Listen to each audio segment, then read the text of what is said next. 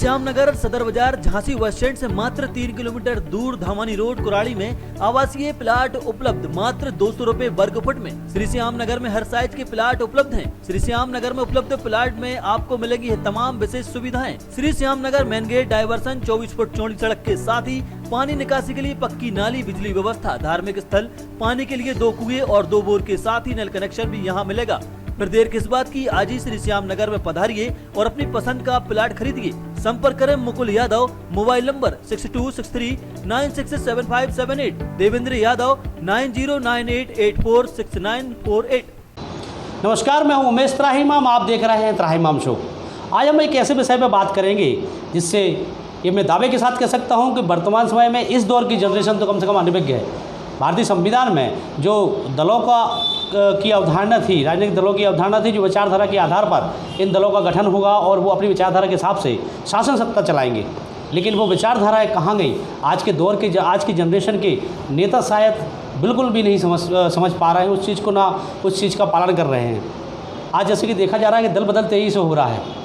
आस्थाओं के और विचारधाराओं के आधार पर जिस दलों का गठन होता था, लोग किसी भी हद तक जाने को तैयार रहते थे, लेकिन अपनी विचारधारा से समझौता नहीं करते थे। उन्हीं सारी चीज़ों को जो संविधान में निहित हैं, लेकिन आज उन पर धूल जम चुकी है। उन सब संविधान की व्यवस्थाओं की धूल थोड़ी सी हम हटाने का प्रयास करेंगे।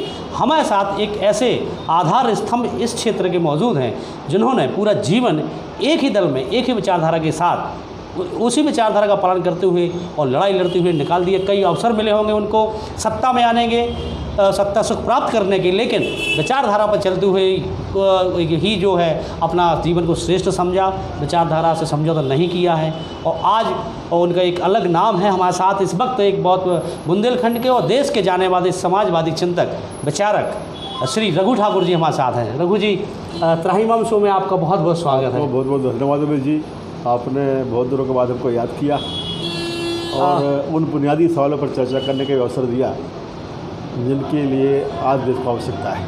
बिल्कुल, वो हमारे मन में भी यही विचार आया कि जिस तरीके से आज दल बदल हो रहा है, तमाम खबरें आती हैं, लोग दलों को छोड़ के जा रहे हैं। खाटी कांग्रेसी हैं वो भाजपा में जा रहे हैं, समाजवादी हैं वो किसी और दल में जा रहे हैं, लेकिन विचारधारा से दल में आना ये बहुत पीछे छूटता जा रहा है। वो आज के दौर में विचारधारा को भूलते जा रहे हैं लोगों को। थोड़ी सी अवधारणा आप बताएं कि भारतीय संविधान में राजनीतिक दलों की और उनकी विचारधारा की क्या भूमिका रही है?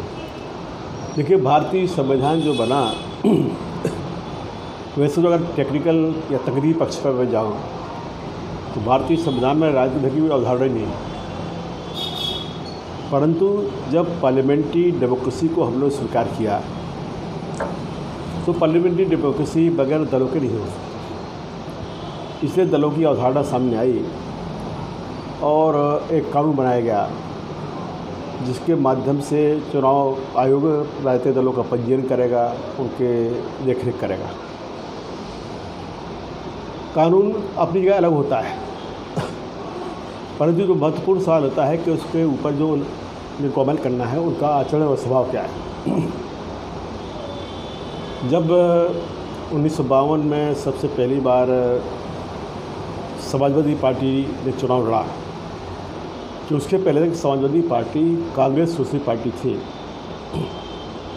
जो आज़ादी के समय से कांग्रेस का एक हिस्सा थी। तो जो समाजवादी नेता लोग थे वो लोग चुन करके आए थे कांग्रेस पार्टी के चिन्ह पर।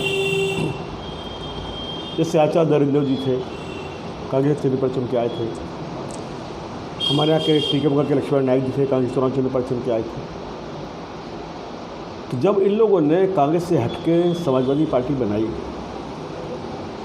तो एक नीतिगत फैसला किया कि चूँकि हम एक चुनाव चिन्ह पर चुनाव लड़े हैं, अतः हम अगर अलग पार्टी बना रहे हैं उस अवधि के बीच में, तो हमें जनता से अपने चुनाव पर वोट मांगना चाहिए। और आचार्य नरेंद्र से लेकर सारे लोगों ने इस्तीफा दिया पूरे हिंदुस्तान भर में। आचार्य जी तो बाद में हार भी गए, पर हारना स्वीकार किया, पर नीति के सिद्धांत को और नैतिकता को छोड़ना स्वीकार नहीं किया। तो जो आरंभिक दौर था वो आरंभिक दौर राजनीति के शुरुआत में एक प्रकार के वैचारिक आधार का दौर था, जिसमें लोग उन मूल्यों को, उन बातों को ख्याल रखते हैं। राजनीतिक दलों में जो लोग आते थे वो उनकी विचारधारा के लिए आते थे, और राजनीतिक दलों में जो लोग आते थे वो अपने विचारधारा को देने के लिए आते थे। अब जो फ़र्क आया है, बड़ा फ़र्क ये आया है कि अब राजनीतिक दलों में जो लोग जाते हैं वो केवल सत्ता के अवसर के लिए आते हैं। तो जहाँ से सत्ता मिल जाए वहाँ चले जाएंगे, कोई विचारधारा नहीं है।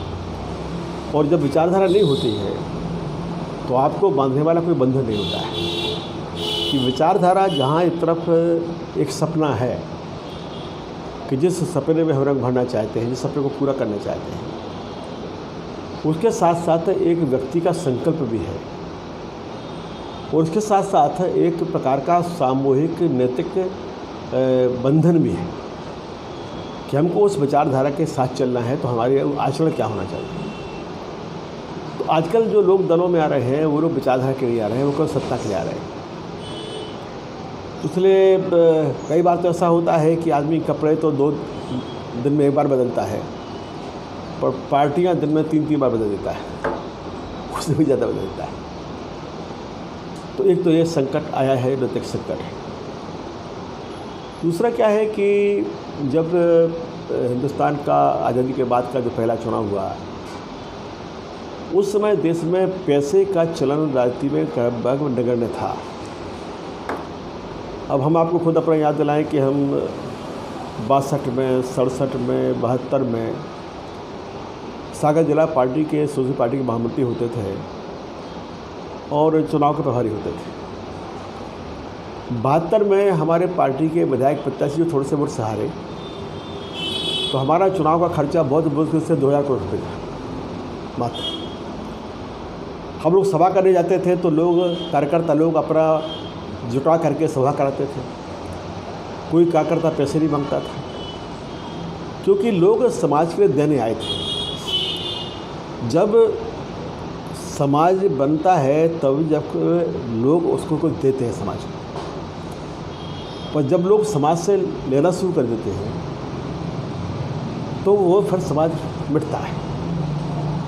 तो यही स्थिति राजनीति में भी है कि जब तक लोग राजनीति में अपना बेहतर देने के लिए आते थे। अब आप देखेंगे आज़ादी के आंदोलन में और उसके बाद के और 20 सालों में जो लोग राजनीतिक दलों में आए वो सब लोग बहुत पढ़े लिखे लोग थे, जो बेहतर से बेहतर नौकरियां कर सकते थे, नौकरियों को छोड़ करके आए। हरिविष्णु कामत जी थे, नरसिंहपुर से सांसद रहे, वो कलेक्टर की नौकरी छोड़ के आए थे। फिर पिछले के रेल से सुभाष बाबू निकल रहे थे, सुभाष चंद्र बोस जी। सरकार का आदेश था, ब्रिटिश गवर्नमेंट थी, उनका आदेश था कि नहीं कोई अधिकारी उससे नहीं मिलेगा, पर कामत जी ने कहा कि नहीं हमारे देश का इतना बड़ा नेता है, वो आज़ादी का आंदोलन का है, हम तो मिलने जाएंगे। वो गए मिलने के लिए, तो उन्होंने कहा नौकरी करके क्या करोगे, और उन्होंने नौकरी छोड़ दी और राजनीति में आए। तो जितने भी लोग उस ज़माने के नेता थे, डॉक्टर लोहिया थे, जर्मनी से PhD करके आए थे, जयप्रकाश जी अमेरिका से पढ़ करके आए थे, जवाहरलाल जी ब्रिटेन से पढ़ के आए थे, यूरोप से पढ़ के आए थे। तो ये सब लोग कुछ ना कुछ समाज को लिए देने के लिए आए थे। इन्हें लेना नहीं था, देना था। अब जो पीढ़ी आ रही है, इस पीढ़ी के लिए देने को कुछ नहीं है, लेने को है। पहले आदमी अपने घर का जो बेहतर होता था वो समाज को देता है। माता पिता भी कहते हाँ हाँ बेटा राजनीति में जा, अच्छी बात, जाओ, कभी रोकते नहीं थे, हम लोग को कोई रोका नहीं था। अब तो चलन चल पड़ा है, कहावत चलती है कि घर में 4 लड़के हैं, जो सबसे गधा है उसको बोल दो कि तुम राजनीति में चले जाओ। इस दल बदल से समाज को और लोकतंत्र को क्या नुकसान हो रहा है? जो लोग आस्थाएं छोड़ रहे हैं, विचारधारा भूल गए हैं। देखिए, दल से जो सबसे बड़ा नुकसान दल बदल से जो हो रहा है वो ये कि आम लोगों का विश्वास राजनीति पर से उठ रहा है। लोकतंत्र एक आस्था की प्रणाली है। अगर जनता की आस्था, जनता का विश्वास नहीं है तो वो लोकतंत्र बहुत दिन तक टिक नहीं पाएगा।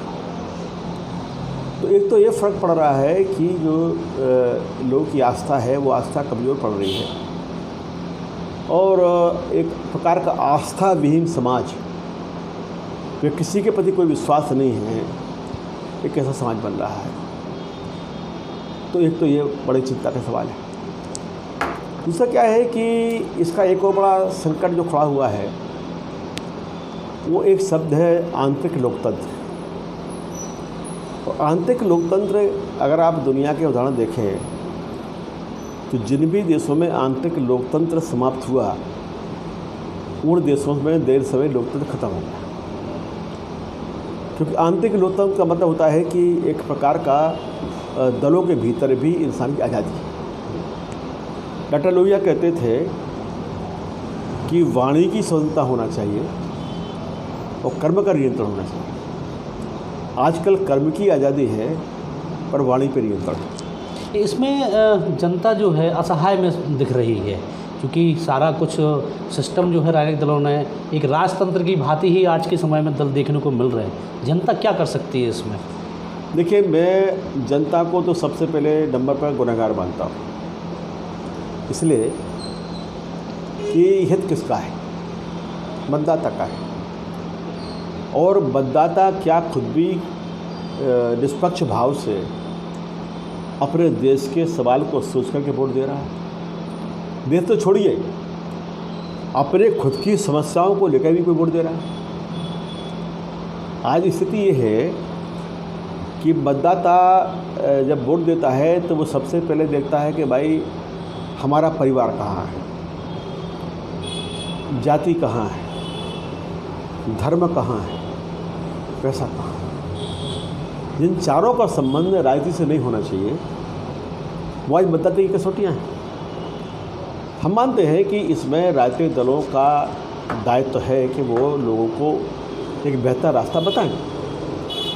पर अब लोगों ने ये सोच लिया है कि हमको रास्ता नहीं बताना है, हमें तो कुर्सी पाना है। जब मंजिली कुर्सी है तो फिर जैसे मिले फिर लीजिए, तो ये लोगों ने सोच लिया। तो ये जो दल बदल है, ये जो अनैतिकता आई है, ये जो गिरावट आई है, इस गिरावट पर कहीं न कहीं जनतांत्रिक ढंग से जनता भी मोहर लगा रही है। अगर देश में परिवारवाद है तो परिवारवाद लोकतंत्र की बुनियादी अवधारणा के खिलाफ है। परंतु क्या उस परिवारवाद पर मोहर लगाने वाला जो जनमत है वो उसके लिए अपराधी नहीं है? बिल्कुल। अगर देश में जातिवाद है तो जाति के आधार पर वोट लगाने वाला जो जनमत है वो क्या अपराधी नहीं है? अगर देश में दल बदल है तो क्या दल बदल को ऊपर मोहर लगाने वाले जो मतदाता हैं वो अपराधी नहीं है?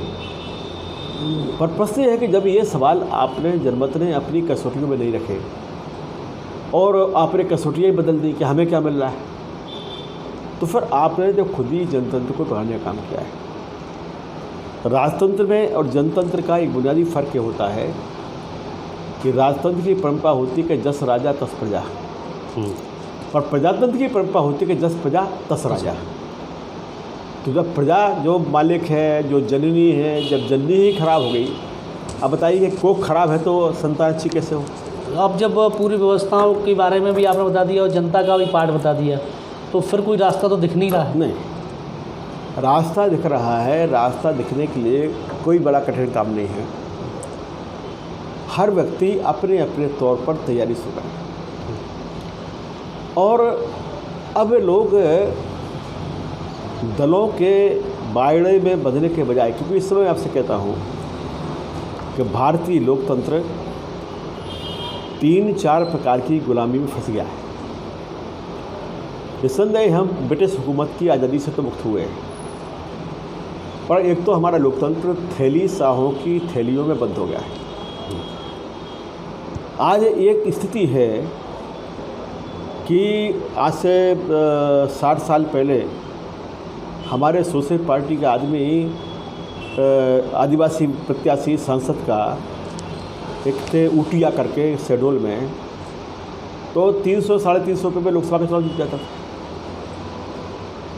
अब क्या हो रहा है कि कोई व्यक्ति 3.5 करोड़ से कम पर तो विधानसभा चुनाव नहीं लड़ सकता।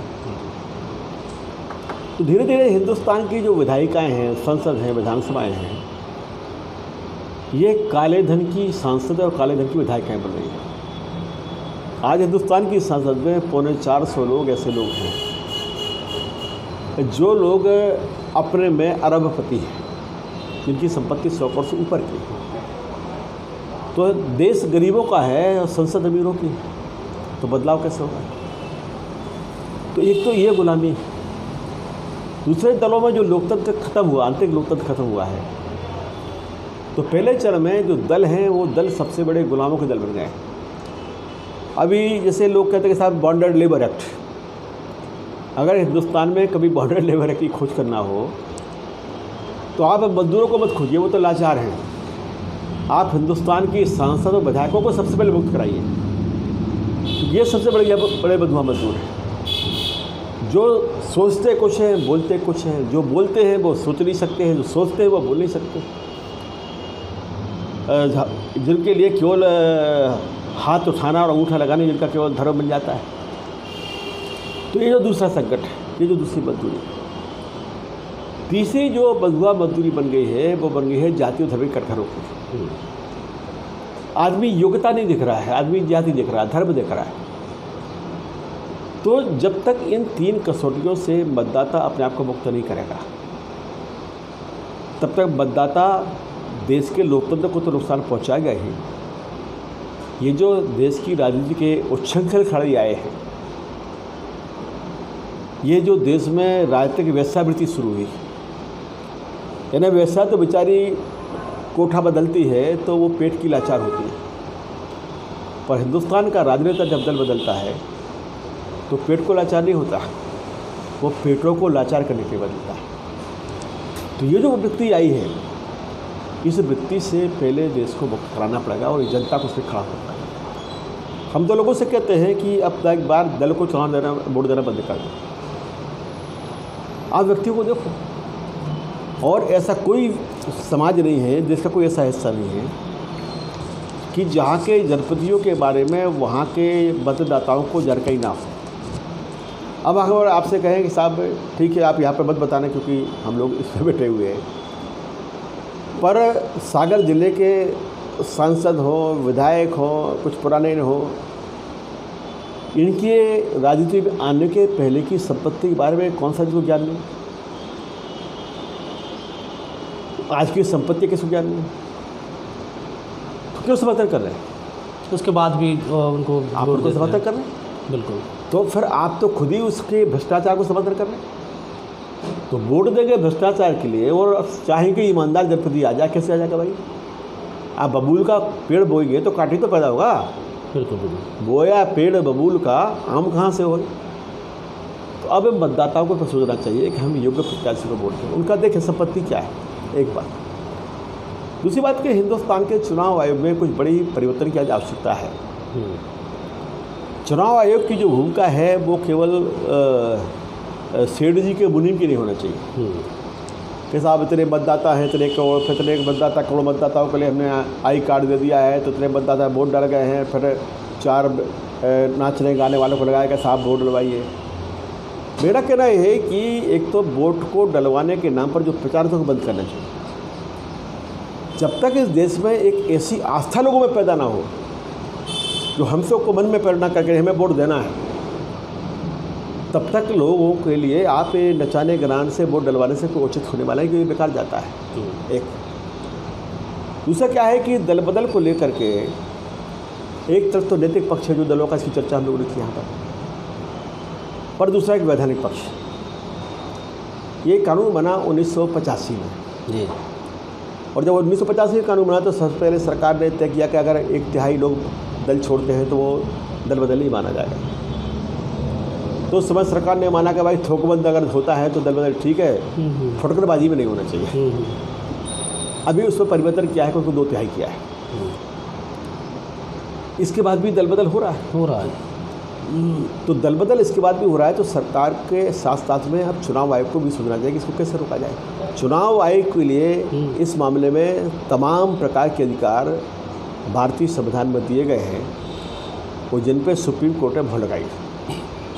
जब TN सेशन थे चुनाव आयोग के, तो उन्होंने चुनाव आयोग की तरफ से एक याचिका पेश की सुप्रीम कोर्ट में, और उसमें कहा कि चुनाव आयोग के पास में चुनाव के नियमन के लिए अधिकार संपन्न नहीं है।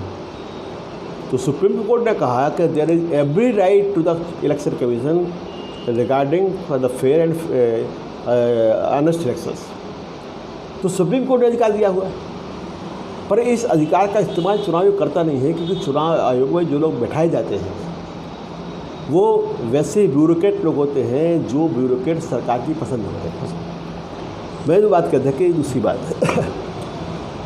तीसरी बात मैं आपसे कह रहा था कि अभी आवश्यक है कि चुनाव आयोग ना केवल दल बदल करने वालों पर तो कार्रवाई करे, चुनाव आयोग को 2 प्रकार के नियम और बनाना चाहिए। नंबर 1, जो व्यक्ति दल छोड़ के जाता है वो उस बकाया अवधि तक चुनाव नहीं लड़ पाएगा जी। यानी अगर मान लो हमने 2 साल में पार्टी छोड़ दी, चुन के गए हैं, तो हम 5 साल चुनाव नहीं लड़ पाएंगे। एक दूसरा, जिस व्यक्ति को दल बदल करा के जो पार्टी शामिल करती है तो वो भी गुनहगार है। वो भी भाई कोठे पे नाचने वाली गुनहगार है, तो जो गाना सुनने के जा रहा है वो तो गुनहगार है। तो उस पार्टी के ऊपर भी कार्रवाई होना चाहिए। बिल्कुल। 2, तीसरी बात है कि पार्टियों के लिए ये अपरिहार्य होना चाहिए कि चुनाव आयोग में इनका जो घोषणा पत्र है वो समयबद्ध आधार पर पंजीकृत कराया जाए, और अगर कोई पार्टी अपने घोषणा पत्र पर उस समय में अमल नहीं करती है तो उस पार्टी मान्यता खत्म करना चाहिए। 3, चौथी बात कि एक व्यक्ति एक स्थान पर केवल 5 साल के लिए चुना जाता है तो उसके पहले उसको दूसरे लड़ने की अनुमति नहीं होना। अभी क्या हो रहा है, अगर आप दल के नेता हैं तो आप जीतने के लिए 3 चीज़ें लड़ेंगे, फिर दोनों का इस्तीफा देंगे, फिर चुनाव होगा। जो विधायक लड़ेगा वो कल मुख्यमंत्री बन जाएगा, मंत्री बन जाएगा तो फिर इस्तीफा होगा, चुनाव होगा। सांसद जो है आके मंत्री बन जाएगा तो फिर इस्तीफा होगा, फिर चुनाव होगा। तो ये भी अब सुधार करना चाहिए कि भाई 5 साल के पहले कोई चुनाव नहीं। हमारी तो सुझाव है, हम तो अपने पार्टी की ओर से लोकतांत्रिक समाजवादी पार्टी को सुझाव भी लगातार दे रहे हैं कि हिंदुस्तान में चुनाव आयोग को फैसला करना चाहिए कि 5 साल में 2 माह केवल चुनाव के माह रखे जाएंगे, जहां ग्राम पंचायत से लेकर के नगर पालिका, निगम, जल पंचायत, जिला पंचायत जो भी हैं सारे, और पार्लियामेंट तक के सारे चुनाव के साथ हो जाएँ। उसके बाद 5 साल चुनाव खत्म। अभी क्या होता है, अभी 5 साल में आपके यहाँ कम से कम 2 साल तो आचार संहिता लगी, विधानसभा आ गया, नगर निगम आ गया, फिर जिला पंचायत आ गया, फिर कुछ और चुनाव आ गया, ये चलता रहता है। तो ये बंद हो रहा है। तो ये सुधार अगर चुनाव आयोग करे, जो कि करने की क्षमता उसके पास है, तो फिर देश के चुनाव कुछ बेहतर हो सकते हैं। और खर्च के बारे में मैं आखिरी बात खत्म करूँ, क्या कि छठी बात कि सारे जो चुनाव के खर्चे हैं अब वो चुनाव आयोग को उठाना चाहिए। मैं सभाओं के अभी वर्चुअल सभाएँ शुरू हुई, मैं ऐसा मानता हूँ कि जो पहली सभा हुई, वर्चुअल सभा हुई अमित शाह जी की बिहार में, उस पर 150 करोड़ से ऊपर खर्च हुआ है। उससे मानता हूँ कि मीडिया ने इस बात को लिखा तो उन्होंने आज तक खंडन नहीं किया, तो खंडन करते ये गलत है। अब ये 150 सभाएँ से हुई, 150 करोड़ रुपये ऐसे खर्च हुआ है क्योंकि आपने गाँव-गाँव में LED लगाए। LED चुनाव जब्त कर ले और लगाए रहे और अपने अधिकार में ले ले। अब ये करे कि भाई हर पार्टी को मौका दे रहे हैं, आप भैया आप शुरू कर दो, क्रम से नंबर दे के एक के बाद एक जन को बोलना है, हर दिन में 3-3, 4-4 पार्टी को बताया जाए और वो LED पे बोले और जनता सुने, तो आपका जो खर्चा है वो खर्चा चुनाव आयोग के जिम्मे आ जाएगा और चुनाव खर्च हो जाएगा। तो ये पैसे की भूमिका को खत्म करना चाहिए। अब आपका सवाल, ये जो आपने जो हम मानते हैं आपको एक आधार स्तंभ इस बात का कि आपने विचारधारा नहीं छोड़ी, आपके जीवन में भी कई बार ऐसी सत्ता के करीब आप पहुँचे होंगे कि आपके सामने ये शर्त रखी गई होगी कि विचारधारा छोड़ दें या दल छोड़ दें, ऐसा कोई आपके सामने ऐसा वाक़या आया? देखिए, हमारे पास तो सबसे पहले सत्ता के अवसर तब थे जब हमको सत्ता बनाने वाले थे।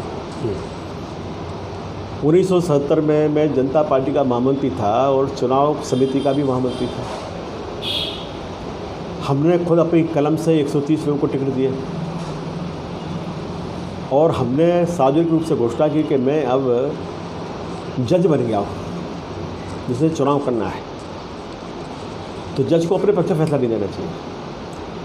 तो उस लहर में भी मैंने चुनाव लड़ने से इनकार किया और सुर्खी सीट से जो हमारी सीट थी उससे हमने एक विधायक मंत्री को लड़ाया, उसको मंत्री बनाया। बात एक, हमारा छोटा भाई है कृष्णवीर सिंह, अभी तो दुर्भाग्य से भाजपा में हो, परंतु वो हमारे कारण से कई महीने जेल में रहे थे। जी जी मीसा, और उन्होंने कोई माफ़ी भी नहीं मांगी, पेरू छुट्टी भी नहीं दी। ये भी बात सही है। यहाँ तक कि हमारे भाई की शादी उस पर भी नहीं गए, तो हम लोग को भी टिकट नहीं दिया, तो हमसे कोई इस पर नाराज है, दुखी भी हैं। कि हमको टिकट नहीं दिया, हम तो विधायक बन जाते। हमने कहा ये ठीक नहीं है, हम टिकट बांट रहे हैं तो अपने भाई को टिकट दें। तो नैतिक परंपराएं तो खुद डालना पड़ती है। हम जनता पार्टी के महामंत्री रहे, हम लोकदल के महामंत्री रहे, तब भी टिकट बांटते रहे, हमने नहीं लिया। हम जनता दल के महामंत्री थे, तब भी हमने टिकट बांटे, हमारे संसदीय समिति के बोर्ड के मेंबर थे, तब भी टिकट नहीं लिया। तो हम अवसर छोड़ते रहे खुद ही। अब वो लोग बोलते हैं कि साहब ये अवसर छोड़ के आपने बड़ी गलती कर दी। हम तो लोग बेचारे कभी दया भी करते हैं, हमसे वो बोलते हैं हमारे साथी लोग कि भैया क्या बताएं, तुम इतने के तरीके का बे कहाँ पहुँच गए, मैंने कौन किस कुर्सी पर पहुँच गया। इसके बाद में बहुत सारी पार्टियां हैं जिन पार्टियों ने लगातार हमको निमंत्रण दिया, उनका हम नाम नहीं लेना चाहते, क्या को नाम लें।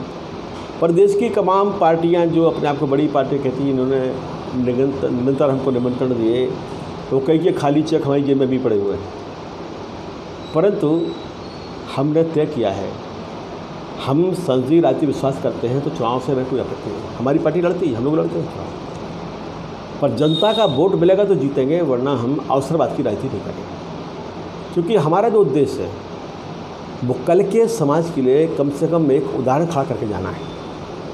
हम नहीं मानते हैं कि 75 साल की उम्र में बदलाव नहीं ला पाए हैं तो अब 10-15 साल में ला पाएंगे, हमें नहीं लगता ऐसा। हम निराश नहीं हैं, प्रयास तो करते रहेंगे, परंतु एक आदर्श तो देके जाओ कि नहीं ऐसा भी संभव है। जो लोगों के मन में एक विश्वास बैठ गया कि साहब पैसे की राजनीति नहीं होती, हम कहते हो सकती है, हम कर रहे हैं। मैंने ज़िंदगी में पैसा नहीं कमाया, वकालत छोड़ दी, बहुत बढ़िया वकालत थी हमारी, हमारे साथ के लोग हाई कोर्ट के और सुप्रीम कोर्ट जज बन गए, हम नहीं गए, छोड़ दी, एक दिन नहीं की। आज भी आते हैं मोहल्ले में तो लोगों को पता है कि खाना भी हमारा कहीं आस पास से आ जाता है। तो आदमी को अपने मूल्यों पे खड़ा होने का साहस करना चाहिए। अभी क्या हो गया है कि देश में आदमी कमज़ोर हो गया है।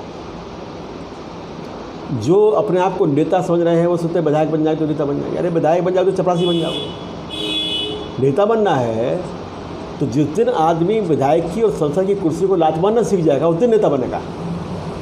आपके सिद्धांतों को और जो आपने अभी तक की यात्रा की है राजनीतिक, उसको इस तरीके से कह सकते हैं जैसे आज के समय में पाश्चीकृत दूध आता है या आर्टिफिशियल दही आता है, लोग उसकी बिक्री ज़्यादा होती है और जो प्योर रहता है उसकी बिक्री कम होती है। और इसके साथ साथ ये भी तय है कि पाश्चीकृत दूध पीने से, आर्टिफिशियल दही खाने से स्वास्थ्य का वर्धन नहीं होता है। आप जो है सही है। जो चीज़ें अगर वो अपनाए मतदाता। तो एक बात तो मैं क्या बात कहूँ को शायद समाप्त भी करना होगा कि देखिए एक जुमला चल पड़ा है बाजारवाद का कि जो दिखता है वो दिखता है जी। इसके दो पहलू कि एक तो आदमी ने देखना बंद कर दिया है कि देखे कि ये चाहे पस्टाइज दूध आया इसमें है क्या, ये काय से बना हुआ है, वो घी कैसा है हम देखें इसके क्या है। तो एक तो आदमी ने देखना बंद कर दिया और दूसरा क्या है कि दिखता कौन है। अब दिखता तो वो है जो रोज़ टीवी चैनल पे, वो टीवी चैनल पर रोज़ कौन आता है ये हमें आपको बताने की जरूरत नहीं है क्योंकि आप उस जी तालाब में खुद ही तैर रहे हैं तो आपको सब पता है। तो भाई हमारे पास तो वहाँ उसका माध्यम ही नहीं। अब हम आपको एक उदाहरण बताएं, आपका नहीं बता, दूसरा बता रहा हूँ। अभी हमने एक दिन चीन को लेकर के सवाल को लेकर के एक लंबा वीडियो पे फेसबुक लाइव पर हमारा लोगों ने किया, लखनऊ विश्वविद्यालय के लोगों ने। जिन लोगों देख पाए 12-13 हज़ार लोगों ने देखा, बहुत पसंद हुए लोग। हमसे दिल्ली के मित्र ने कहा कि साहब इसको आपका जो है एक घंटे का चीन के बारे में आना चाहिए दिल्ली की टीवी चैनल पर। तो मेरे को भाई देखो मेरा संबंध नहीं है, आप है तो करो बात। वो जाने गए जनता में उन्होंने बात भी की। अब उनसे जो कहा गया कि भाई इतना पैसा लगेगा, अब हम नहीं कर सकते। जिस दिन हम वो करेंगे उस दिन अभी भी इसी कगार में खड़े हो जाएंगे। बिल्कुल। आज जो दिख रहा है ये दिमाग अब लोगों को बनाने की आवश्यकता है। अब इसमें कितना आप कर पाएंगे मैं नहीं जानता हूँ कि भाई जो दिख रहा है वो सही नहीं है, आँख खोल के देखो कि सही क्या है। जी रघु जी, आपने बहुत कीमती बात बताई है और ये हमारे दर्शक जो हैं और नई जनरेशन के विशेषकर लोग हैं जिनको वह पढ़ाया ही नहीं जा रहा है कि विचारधाराएँ क्या होती हैं, समाज सुधार क्या होता है, जिसके आधार पर दलों में रह के आप जैसे लोगों ने जीवन निकाल दिया। और त्राहिमाम शो में आप आए, आपका बहुत बहुत धन्यवाद। बहुत बहुत धन्यवाद उमेश जी, बुलाते रहिएगा जी बिल्कुल बिल्कुल। और ऐसे सवालों पर चर्चा करते रहिए। जी, कम से कम एक पुरानी कहावत है कि नक्कार खाने में तूती की आवाज़, तूत की आवाज़ होती तो एक दस्तक तब तालाब में मारी जाए, पानी इतना हिलेगा रहेगा। हिलेगा। बहुत बहुत धन्यवाद त्राहिमाम के लिए। ये थे हमारे साथ समाजवादी लोकतांत्रिक पार्टी के राष्ट्रीय अध्यक्ष रघु ठाकुर जी, जिन्होंने समाजवाद के लिए जिनने पूरा जीवन समर्पित कर दिया। ये उन लोगों के लिए आज का शो बहुत महत्वपूर्ण हो सकता है जो नए दौर की राजनीति में सत्ता के कारण मूल्यों को दरकिनार कर रहे हैं। आप लगातार जुड़े रहिए त्राहिमाम के साथ, फिर मिलेंगे आपके लिए एक और नई पेशकश लेकर आएंगे। सुर्खी के चुनाव से संबंधित भी आपको एक रिपोर्ट आपको लगातार त्राहिमाम पर मिल रही है। आप लोग लगातार जुड़े रहिए, लाइक कीजिए, सब्सक्राइब कीजिए त्राहिमाम चैनल को। नमस्कार।